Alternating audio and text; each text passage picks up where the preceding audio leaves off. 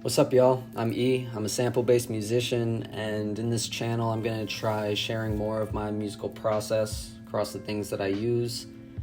When I make music, I'm primarily using a turntable, these three samplers here on the table, and then Ableton.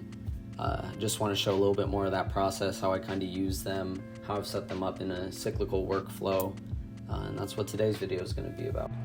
So the three samplers that I use most to create music is the SP404 SX, I use the SP404 Mk II, and the Octatrack Mk II.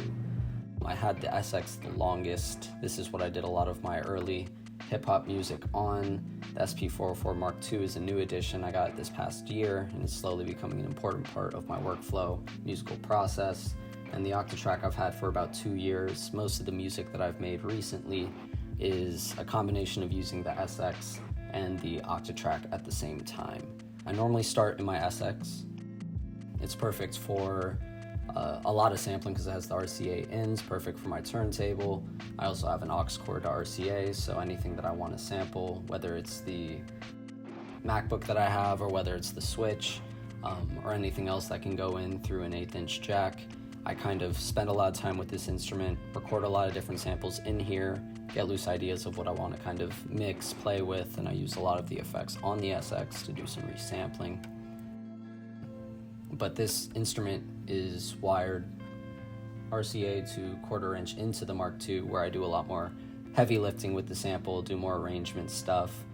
I think a lot more of the effects here sound, I guess, less like gritty than the SX, so I get a lot more like a polished studio sound out of the Mk II.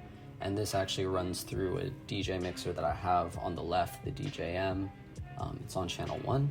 On channel 2 is the Octatrack, so I kind of have the ability to affect them on a DJ mixer on a more macro level for mixing and stuff like that. I got a 3-band EQ, different effects, volume faders. So the Octatrack is kind of on the second one. I use it for a lot of different drum sequencing types of things, other samples I want to bring in. Has a much better sequencer, so being able to kind of add some of the things that the SP isn't super great at makes it a nice pair. Outside of this, I have everything running through a DJM mixer, and from that I have it running through a little interface. I have an iRig stream, and all of that ends up hitting Ableton, where I do a lot more of I guess mixing and mastering, because some of those plugins obviously don't exist on this hardware, but I spend a lot of time trying to sculpt the sound and do the mix before it ever arrives in Ableton. For speakers, I normally use Yamaha HS5s, but I'm in more of a limited studio setup, and I'm using these old Tapcos that I got from an old audio teacher. But that's most of my setup. It's just Ableton, a turntable, these three samplers, the speakers. I got an interface, a DJ mixer to kind of handle all of these, and my computer. So now I want to show a little bit more of, like, I guess the samplers in action and how it kind of works in the setup I just described. If I go to my screen right here, I have like a YouTube playlist of a bunch of samples that I have kind of collected and heard over time.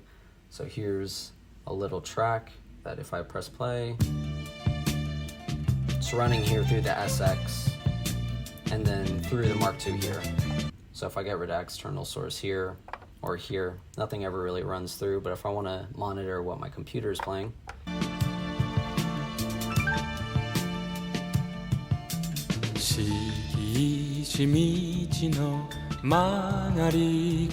and if I like what I'm hearing, I'll just hit either record in the SX if I want to do some effects here, or I'll hit record in the Mk II and take it into the project here. So if I'm playing it, and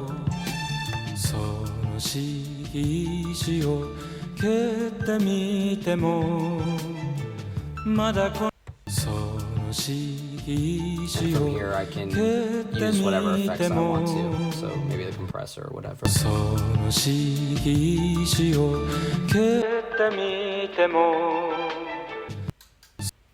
And from there I can also use the DJM to affect things as well. So if this is playing, I can use the effects of the DJ mixer, the flanger,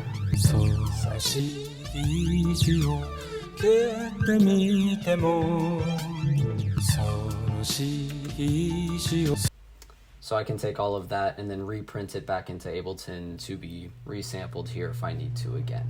That's kind of how the SPs are set up and how I use them in their effects and the DJM to kind of create and sculpt interesting things very quickly from the internet or from a vinyl record. The Octatrack is a little bit different. Everything is put on a compact flash in the back, and there's just a lot of samples that I can kind of bring in on 8 individual tracks, all with a dedicated step sequencer.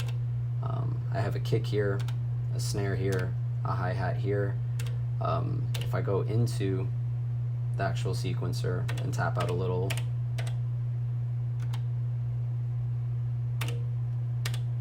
sequence,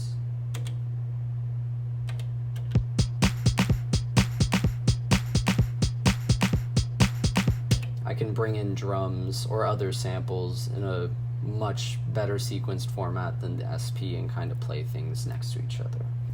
But I will go in Ableton now. So here's my Ableton setup. I just recently changed my template. It's a little out of order now. I'll reset it to how it normally looks. I have one thing linked up to the iRig stream interface I have, and the DJM audio is coming through here. So everything you heard from the Octatrack or the SP, the SX, what I played, you can kind of see in the waveform on my Ableton session.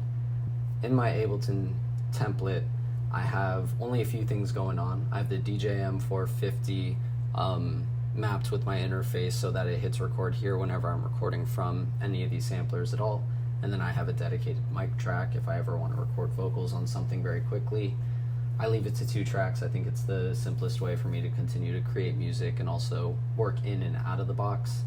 On top of those, I have a lot of different return tracks, all the different reverbs, delays, and then random effects that I really enjoy and that I know that I'm probably going to use in different arrangements. I kind of put at the bottom, and I do most of my mastering and very specific mixing on the master track in Ableton.